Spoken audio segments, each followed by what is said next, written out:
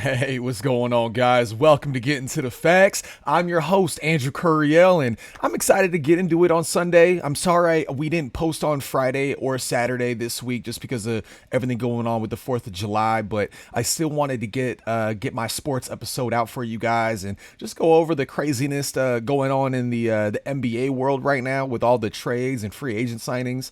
And then also we got to shout out a little baseball because I'm here in Arizona, so we got a lot to kind of be grateful for when it comes to sports right now in Arizona. So we're gonna get into all that, guys. But let's make sure we just press that like button, subscribe to the channel if we haven't already, and we're gonna get into it real quick here. But first off, we're gonna start this off right. We got Kyrie Irving to return to Mavericks on a 3-year, $126 million deal. Kyrie Irving has agreed to a 3-year, $126 million deal to return to the Dallas Mavericks. His agent, Shatelia Riley Irving, told ESPN Ramona Shelburne on Friday. Irving, 31, an 8-time All-Star, is widely considered to be one of the most skilled guards to ever play the game. He has career averages of 23.4 points and 5.7 assists, including 27.1 and 5.5 assists per game last season for the Brooklyn Nets and Mavericks. However, Irving's career has featured acrimonious exits from multiple franchises, which is true.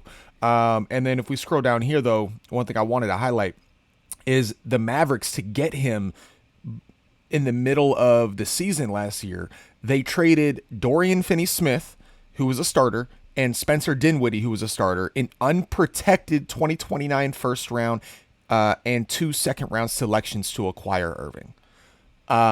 They gave up a lot.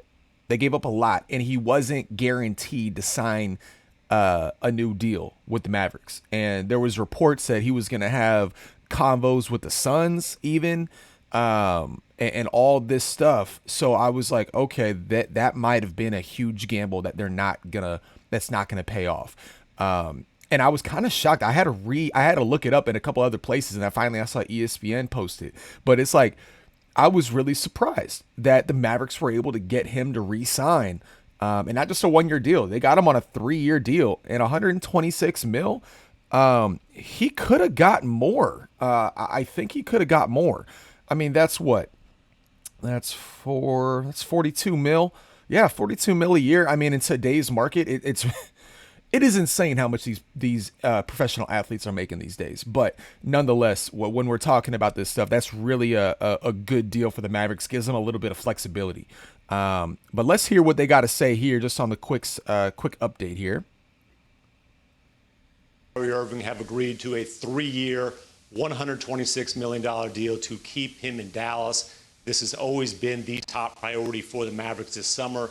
They're able to accomplish it early. They're also able to accomplish it at a number that reflects his superstar status, but is south of the max. That's especially important because it preserves the full $12.4 million mid-level for the Mavericks as they continue to try to build a supporting cast around Kyrie Irving and Luka Doncic.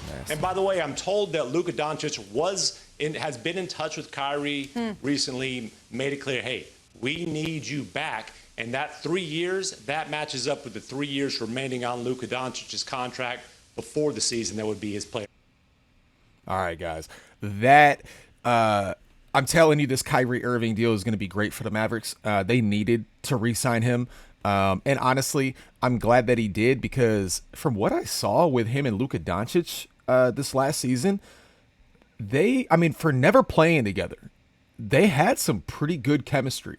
And they're both a scoring option at all times. They both got really good handles, just in different ways. And I didn't know who the best complement to Luka Doncic would be. I didn't think it would be a point guard. But if you can get Kyrie Irving to play at least 65 games in an 82-game regular season and be available for the playoffs, I really think that it's a good move. I really do.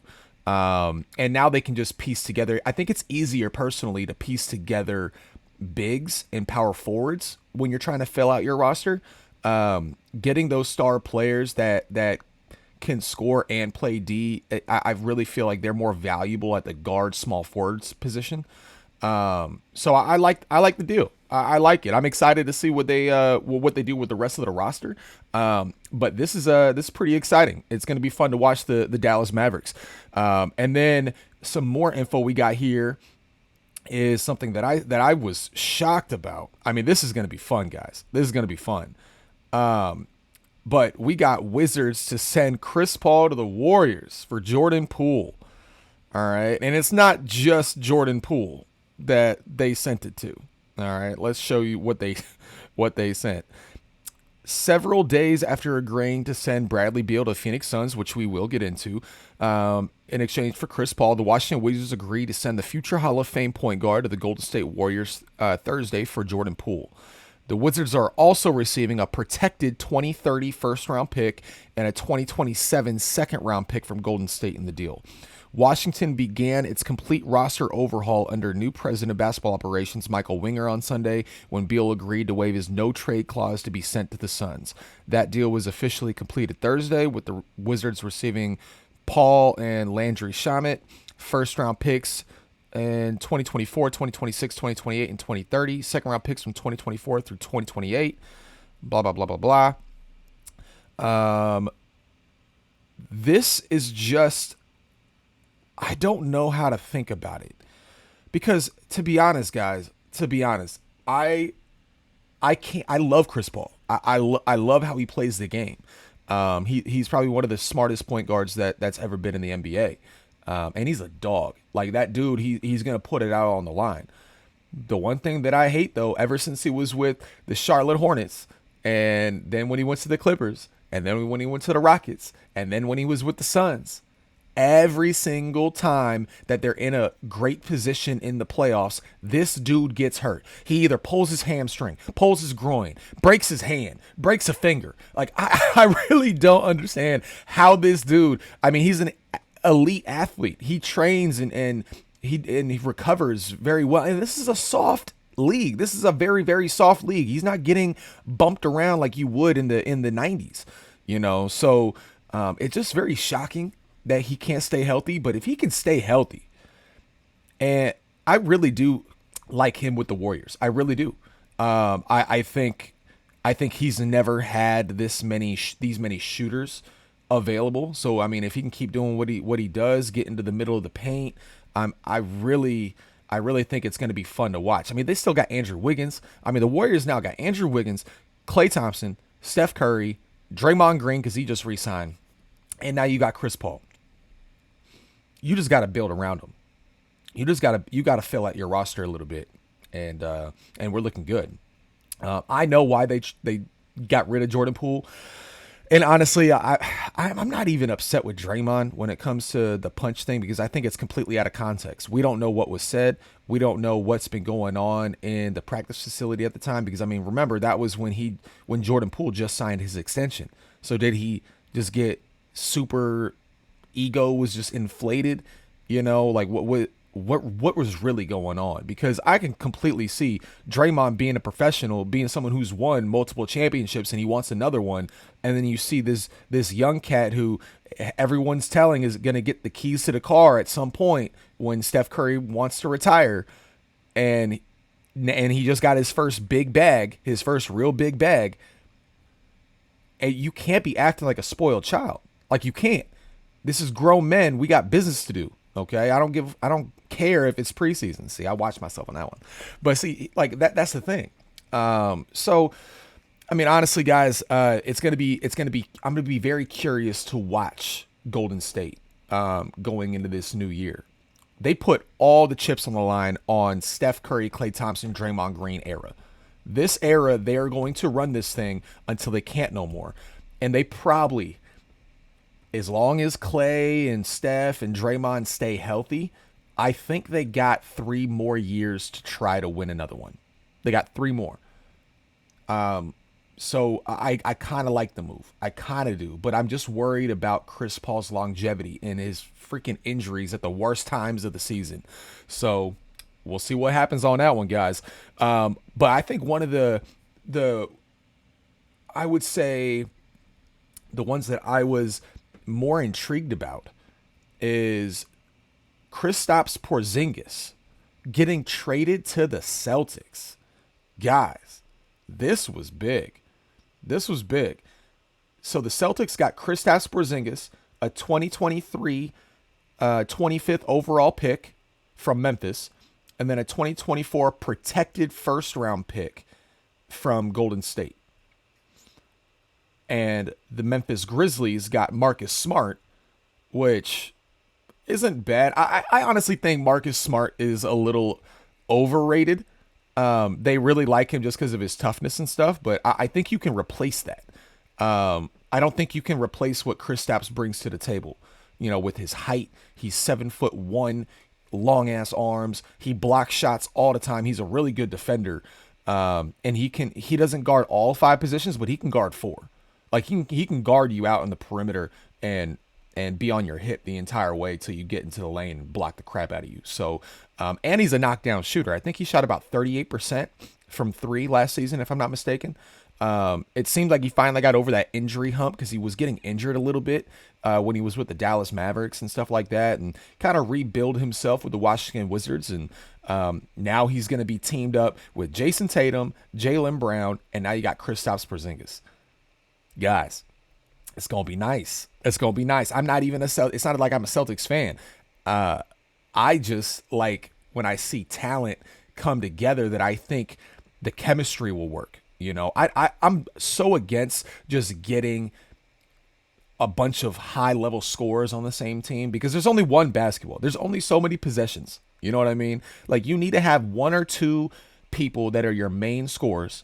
And then you need to have everybody else knowing their freaking role, knowing that we got to box out every possession. We got to get rebounds. We got to dive for loose balls, you know, get the assists up. It's not all about scoring. Scoring's a huge part. But when you're on a well-balanced team, I really think it works. And I really think that adding Kristaps, I mean, you still got to, you know, mess around with a couple things and just even out the roster. But from what I'm seeing here, this will be a really good team. Really good team. And I think, and like I said, I think you can replace what Marcus Smart brought a lot easier than replace what Kristaps is bringing because, yeah, you got Robert Williams, who's a big, does the dirty work, gets you rebounds, blocks shots, hustles, you know, but he's not a real scoring option. He doesn't do nothing but catch lobs if he's scoring or, you know, little dunks and layups. He does not have a package offensively like that Kristaps does. So having that, they're not going to be able to like sink in the middle because Kristaps can spread that floor out so well, shooting 38% from 3. You know, and he's not just taking like Kristaps isn't taking like little shots. You know what I'm saying? He's taking shots that he's going, you know, take 1-2 dribbles, you know, stepping into a shot. So it's not like he's taking like regular big man shots, you know. So I'm really intrigued on that. Really excited to see how that goes. And then before we get into all the Lakers stuff, I will go over here because we talked about it already. But the Suns, we landed Bradley Beal. All right. I'm liking it. I don't like how much was given up though. So let's see here. The Washington Wizards have dealt all-star guard Bradley Beal to the Phoenix Suns in a move that shakes up the Western Conference. The Wizards, Suns, and Indiana Pacers all officially announced the move on June 24th. In the deal, the Suns pick up Beal for Chris Paul, Landry Shamet, 4 future first-round pick swaps, and 6 future second-round picks. The Pacers are also part of the trade as they send Bilal Coulibaly, hopefully I said that right, to the Wizards for Jarace Walker and land 2 future second-round picks. The biggest domino to fall in the trade was Beal waiving his no-trade clause to be sent to the Suns, his agent Mark Bartelstein said last Sunday, and that's a hell of a last name. But look, guys, that's a ton of picks. Okay, all right, pick swap in 2024. The pick swaps I'm not even too mad about. So it seems like all the first round ones that they gave up, it was just pick swaps. So that's not bad. And second round, I mean, it's good to have options in the second round. There's only 2 rounds in the NBA draft, guys, just so you guys know if you don't pay attention. But if you get a solid player that's going to be on your NBA team and not get sent down to the G League, if you can get one in the second round, that's a steal. there's not a lot of them that you find. You know, Isaiah Thomas was one of them before he hurt his hip. He was on his way to being a superstar with the Boston Celtics. And you got Draymond Green, Jokic. He was also in the second round. So you can find them.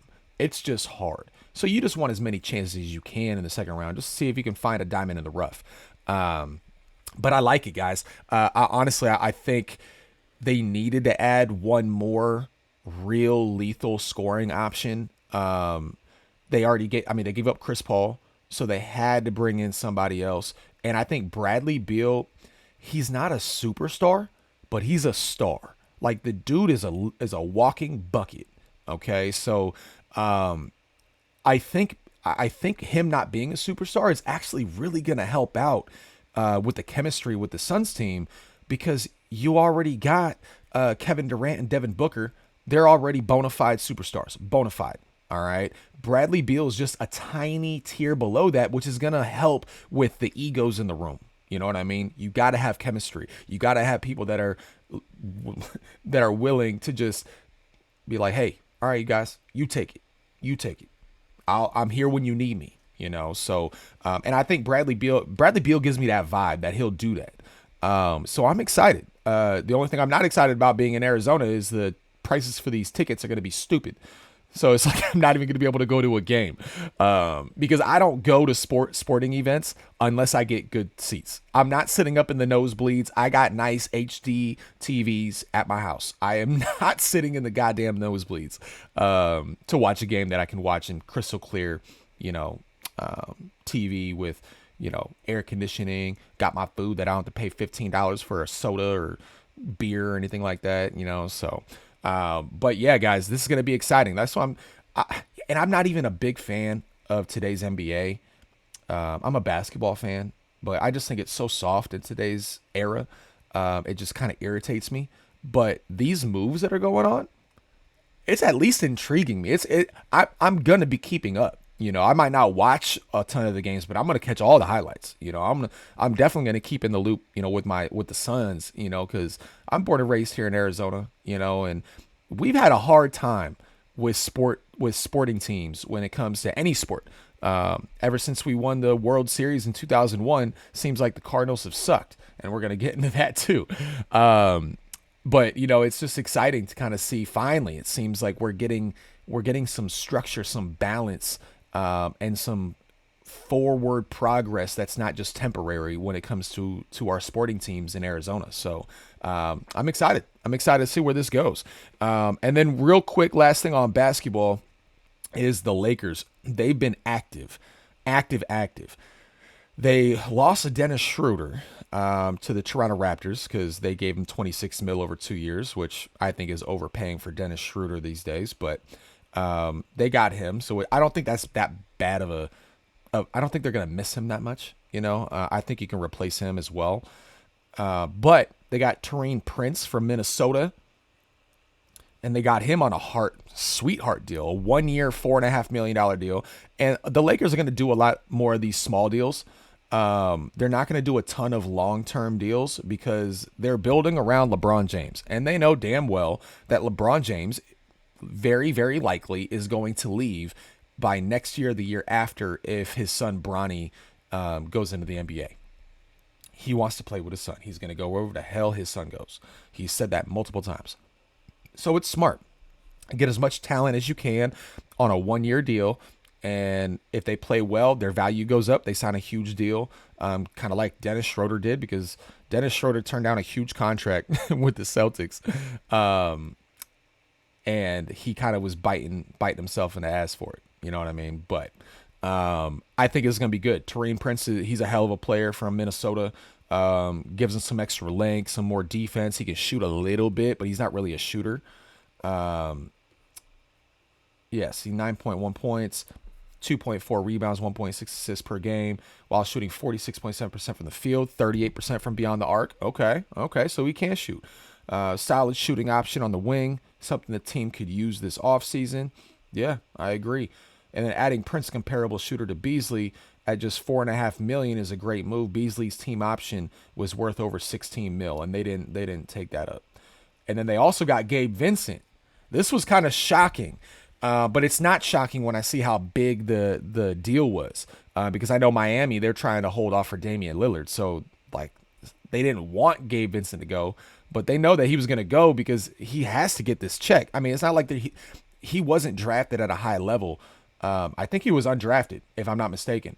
So when you're undrafted, your value in the market, you have to earn every bit of your value. So if you have a really good season, a really like he did, especially in the playoffs, and they're gonna offer you money and you gotta take it. You gotta take that's the only way your value is gonna keep going up. That's the beauty about when you're like in the top 3 picks of the NBA draft is if the team's going to re-sign you after your rookie deal on your first extension, that extension automatically is worth a higher value than someone who was drafted 25th. So that's why it's so important to get drafted so high, because you're guaranteed that they have to pay you a certain amount for being such a high draft pick if they're gonna re-sign you. So but I'm happy for Gabe Vincent. 3-year, $33 million deal with the Los Angeles Lakers. I'm not a fan of the Lakers. Maybe the organization I like, but I'm not a LeBron hater, okay? I think he's the second greatest basketball player to ever play this game personally. But man, does he cry a lot. And man, does he want you to throw him his flowers all the time while he's telling everybody on national television how he thinks he's the greatest. Just if you're the greatest, let everybody else say this. You don't got to say this. You don't got to do all this, and I think that's my biggest gripe with him. But it really started back when he left Cleveland for Miami. And it's not because he left. It's not because of how he left, okay? That is his home state. Ohio, Cleveland, that's his home city, home state. Well, he's from Akron, Ohio, but still, Ohio. And for him to leave by doing a 1-hour ESPN special on the decision is just not how you go about it. It's just not. At least let the organization know, like, hey, it's looking like I'm going to leave, but ESPN wants me to do this thing. I just want to make sure I let you guys know beforehand. But he didn't let nobody know. And he had the biggest smile on his face when he did it. So I just can't respect stuff like that, But again, real happy for Gabe Vincent. He played really well for Miami when they needed him to, and he earned himself his deal. I like it. Rui Hachimura, they re-signed him. They picked him up from the Wizards the last season, and he played very well for them, and actually was a key role, a key player as well to help them get into the playoffs in the first place. So if it wasn't for Rui Hachimura and a couple of the other people that they were able to pick up, I don't think they would have gotten into the playoffs because they sneaked in. They really did, So I think that was a good signing. And I don't think they gave him too much. Oh, no, they did. Oh, yeah, they did. Ooh, okay. So they rewarded him too. Honestly, I think they overpaid though. Maybe not. That's what? 17 mil a year? 17? Okay. I mean, that's I guess it's a pretty good value. It's a pretty good value. He shot 48.7% from beyond the arc. Okay, maybe that's a really good value. Look, guys, I don't think he didn't play enough games. There's no way. Or the amount of shots that he took just isn't a lot. But still, 48.7% from beyond the arc is great. If he can keep doing that, he's a big body too. He hustles, he gets ball, he gets steals, he gets blocks, he does all that. So I think this could be a very good thing for him too. So we'll watch it. We'll see how this goes. And then lastly, for the Lakers, they got Cam Reddish, which Cam Reddish is just trying to stay in the league at this point. Nobody really wants this dude. I don't know if it's work ethic. I don't know if it's just not having a good enough motor, like a competitive motor, like a competitive spirit. From everything that I saw, he looked like he should have been good, but he really has been struggling since he's been in the league. So they got this dude, and he's young. He's not old yet. So like a veteran minimum. Like this is basically a veteran minimum, and he's not even a veteran. And he's a former lottery pick. Did you guys, a former lottery pick, and they got him on a 2-year deal that's worth like $4 million. Veterans minimum. Reddish is for the veterans minimum. I mean, hey, if you need to fill out the roster, I mean, I get it. I get it. And he's young. So you're filling out the roster with someone who the potential is still there for him to be decent. But hopefully, maybe now that he's out of New York, I mean, still LA's a huge market. But in New York, when he got drafted there as a lottery pick, they had a lot of expectations for him, a lot of high expectations. So now the expectations aren't even there. He's got a 2-year veteran minimum deal. Just come in and try to do your thing, before the spotlight gets on you. But once you have 1 or 2 good games, that spotlight got to come real quick. So you just better be ready for it. But hey, I mean, guys, I'm really looking forward to this. I really think this new season coming up with all the trades going on, all the moves going on, I think it's going to be fun to watch. I think it's going to be fun just to see the dynamic of how these teams work. I think it's going to be really cool. And then lastly, before we end this podcast, guys, we got to go because I know Arizona been struggling. But guys, the Diamondbacks, we are here again. We are looking good again. Diamondbacks rookie Corbin Carroll named MLB All-Star Game starter. Guys, he's a rookie, okay? Rookie. Arizona Diamondbacks rookie phenom Corbin Carroll's legend continues to grow as he was named as the National League starter. And I don't know if you guys know about baseball too much, but to be a starter in the All-Star game is very, very hard. There's a lot of outfield because he plays the outfield. There's a lot of outfielders in the conference that he's in. Obviously, both conferences have a lot. You have to have that position. So for him to get that starting spot, not just a reserve spot, he got the starting spot. That speaks volumes to how he's been playing this year. Let's see. Oh, and better yet, he will do so. He'll be in the All-Star game in his hometown of Seattle at T-Mobile Park, where he used to attend Mariners games with his family growing up. That's dope. I like that. He will start in the outfield alongside Braves star Ronald Acuna Jr. and Mookie Betts of the Los Angeles Dodgers. Carroll and fellow D-backs outfielder Lourdes Gurriel Jr. were among 5 finalists for the last 2 starting spots in the NL outfield. Carroll will be the first D-backs rookie position player to start the All-Star game and second overall after left-hand pitcher Wade Miley in 2012. No Arizona outfielder has started the Midsummer Classic since Luis Gonzalez in 2001. Whew, that's some good company to be right there. All right.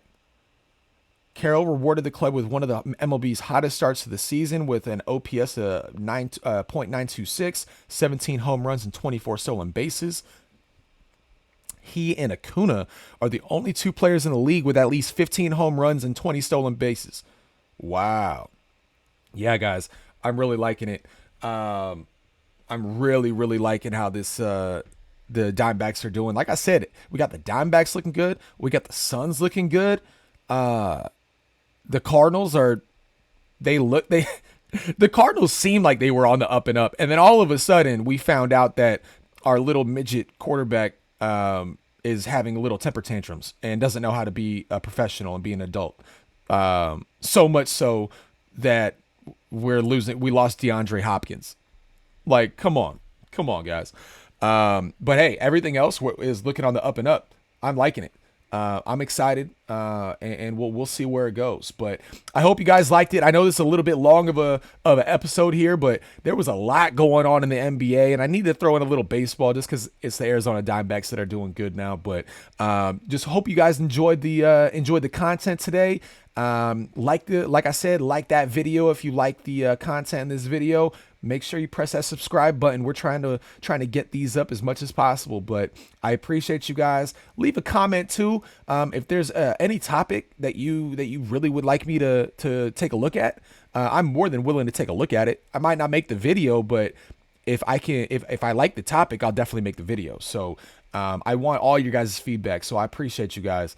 But I hope you enjoy the rest of your weekend. Enjoy the rest of your Sunday. Have an awesome 4th of July coming up, guys. I'll have an episode that's going out on Monday. We won't have an episode on Tuesday for 4th of July. But I hope you guys have a blessed holiday weekend, and I'll see you on the next video.